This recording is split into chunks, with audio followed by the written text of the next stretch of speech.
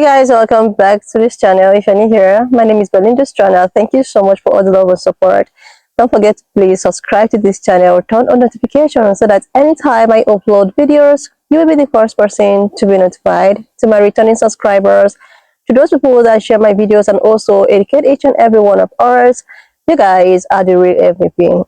Alright, lovelies, let's dive into this video. This video on my For You page on TikTok, and I thought to share with you guys where a lot of people are really reacting to the fact that there is this new bird flu outbreak. Like, oh my goodness, guys, what is really happening? We are not even done, from the COVID. I don't know what is happening with the bird flu, and someone already have a cancer with this predicament that is all over the social platforms. Guys, I'm just going to roll the clip as well as some of other stitches I was able to put together. Please leave me your own thoughts in the comment section of what you think of this video. Let's dive into it.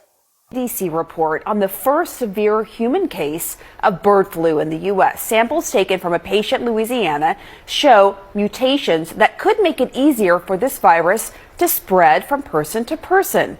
Now, right now, there's no evidence it's been passed along to anyone else, and the CDC says risk to the public remains low. But experts warn a single mutation like this could potentially lead to another pandemic. 4 years ago, we had a pandemic, and the motherfucker that was in office didn't take that shit seriously, so a lot of us fucking... Now we got a new pandemic about to drop, when that same is about to be back in office? Am I being fucking punked right now? At least in 2020, we had TikTok to, cope with everything, but now it looks like we ain't even gonna have TikTok anymore. Take me out the game, coach. I don't want to do this anymore. The teenager in Canada who's been hospitalized with severe H5N1 has recovered and been released, so here's what we know. The information I'm telling you is from an article I'm looking at from MedPage today. So this is a 13-year-old girl who they note had a history of asthma and a BMI greater than 35. Originally, she went to the emergency department with conjunctivitis in both eyes that had been there for 2 days and a fever for 1 day. She was discharged without treatment but came back a few days later with coughing, vomiting, and diarrhea. At this point, when she came back, she was in respiratory distress and hemodynamic instability. She was admitted and transferred to the pediatric ICU.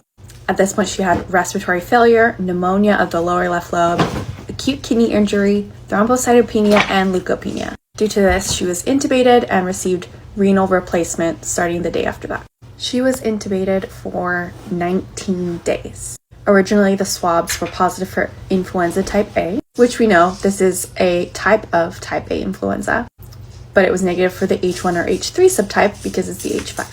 When they sequenced the viral genome from her, it shows to be the genotype D1.1, most closely related to that in the wild birds in British Columbia, and they know is the same genotype reported in the patient from Louisiana who is also hospitalized with severe illness. Avian influenza and our pets.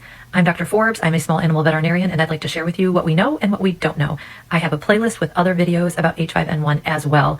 Please share this information. This is really important and time sensitive. First, there are at least 33 cats in this country who have tested positive for H5N1.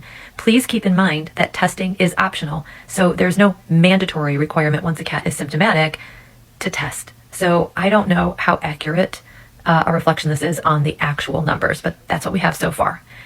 There are a variety of mammals who have been infected, including mice, a desert cottontail, and opossums, raccoons, cats. We don't have dogs in the US yet. I'm going to show you the map, and of course all of these links will be in my link tree so you can look at this information yourself.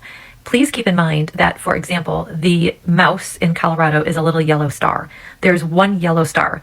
There's actually over 20 reported cases of a mouse being positive for H5N1, but just one little star because it represents the county in which it was found. So the map with the symbols does not reflect the number of animals testing positive.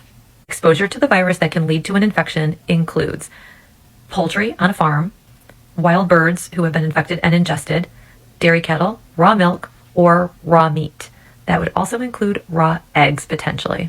At this time, the safest thing to do is to not feed pets raw meat, raw milk, or raw eggs. The virus tends to have an affinity for cats, and they do not do well. The only other species that's been studied to do worse than cats is ferrets. So cats right now have a 67% mortality rate. I don't know how accurate that's actually going to be in the long run once we test more cats. and ferrets in a laboratory setting had a 100% fatality rate. Dogs can still contract H5N1, but they seem not to get as sick as the cats and ferrets. Questions from my previous video. Is it safe to feed canned and kibble food? If the canned and kibble food is cooked, then yes, absolutely, that is considered to be safe. If that kibble is coated with raw, I would avoid those products. Is it safe to feed raw meat from a commercially prepared raw diet? My suggestion right now as a veterinarian would be to avoid all raw meat, raw milk, and raw eggs. There are companies that make their food in a way that the bone is ground into a very fine substance so that you could theoretically cook that food to an internal temperature of 165 degrees Fahrenheit so that it would be safe to consume. It is best to keep indoor cats inside. If you let your cat out for recreational purposes, now is not the time to do that. When your dogs go outside, please try to avoid dead birds or any contact with wild birds. Is it safe to take my cat to an animal hospital for care? I would ask your animal hospital what their protocol is for screening patients right now, how they handle cats with upper respiratory infections, and what protocols they're taking to ensure that patients are safe. For example, at my hospital, we screen everybody to know whether or not they're feeding raw, whether the cat is indoor, outdoor, and if there are respiratory or neurologic signs. If there are, then we are going to take measures to ensure that those patients are seen at a different time when others are not in the hospital, come in a different entrance, and in many cases, we might refer them to a hospital who has a better isolation ability than we do because we don't have an isolation ward with a separate ventilation system. These are all things to ask your vet so that you feel more comfortable going in with your cat and dog, but right now the focus is really on cats, so they can continue to get the care they need. That's really important. Can cats give it to other cats? The short answer is yes. I have a study linked in my link tree. You can read it for yourself, but there has been proof that transmission from cat to cat can occur. What about products that are HPP processed? The answer is we simply don't know. There are studies that have shown that at certain temperatures for a certain duration of time and under certain pressure, the H5N1 virus can be essentially effectively inactivated. The problem is that those studies are done on different substances and different sizes of particles than what is happening in the real world with diets being processed. So unfortunately, we just don't know the answer to this. We do not have enough information yet. And the most recent recall of a commercially available raw food, that food was HPP processed and still it had avian influenza in it. Hopefully that will give us some insight into what happens with that processing and if there is a safe protocol. Freeze-dried treats. If the food is raw freeze-dried, freeze-drying does absolutely nothing to destroy the pathogens. I have a video about that in my playlist. Actually, freeze-drying was used originally to preserve viruses to study them for vaccines. So freeze-drying will not eliminate pathogens. If your pet only does well on one particular raw food, I would suggest talking to your veterinarian about options or talking to the company you buy your raw food from to see if that is a product that you can cook. Again, to an internal temperature of 165 degrees Fahrenheit. In terms of coming in and out of the house, like taking your shoes off or having a dog that goes in and out who lives with a cat, that's the situation I find myself in. I am going to clean my dog's feet, but I always do that. I always just wipe them off before he comes inside. And I think that's the best we can do at this point.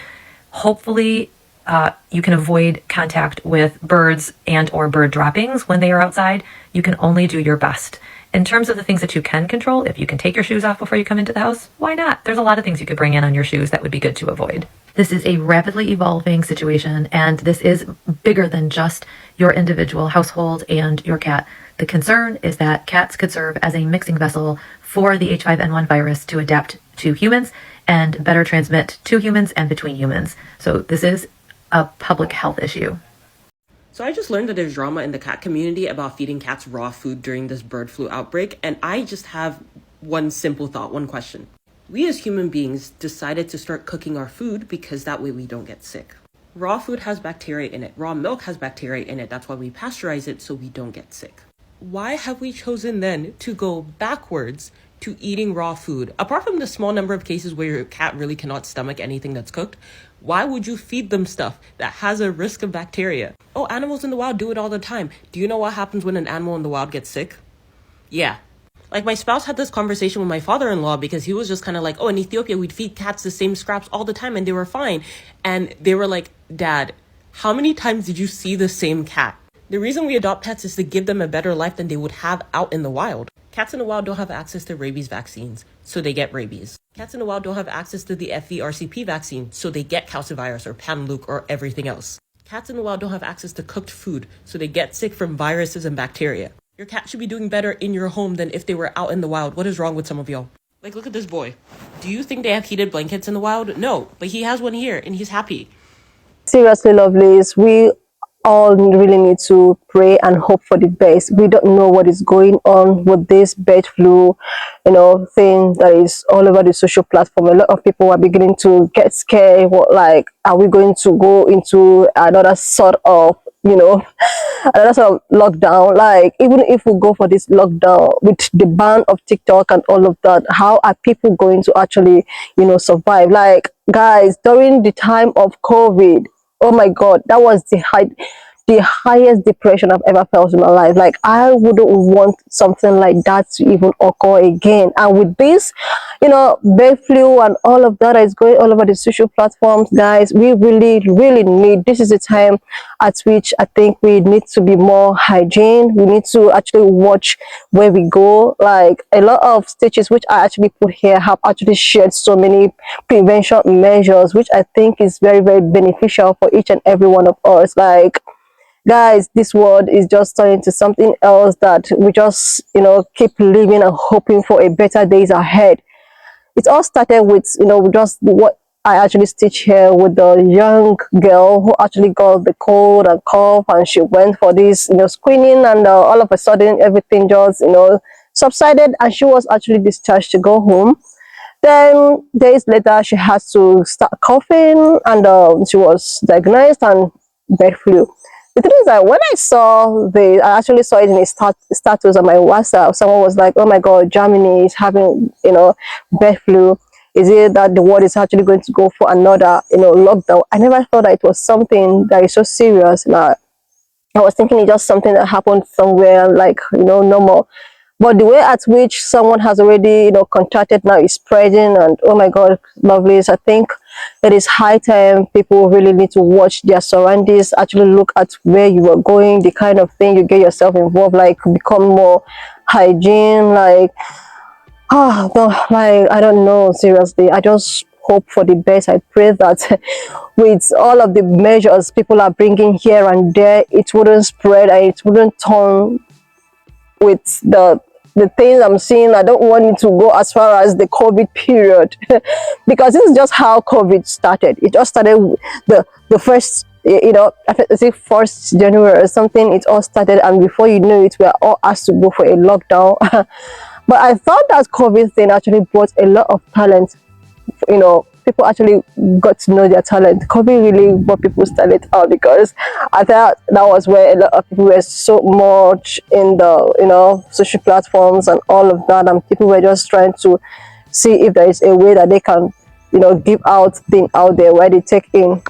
Anyway, lovelies, what do we know? What all we need to do is just to keep on praying that this will not go as far as the time of COVID, because if it does, you know what it really did in times of the economy. So we have not even finished coming out from the economy of COVID-19. I know COVID-19 actually contributed with the way at which inflation really skyrocketed. I think COVID-19 really has a very big role to play, even if so many people want to lie to themselves, looking for who to actually blame.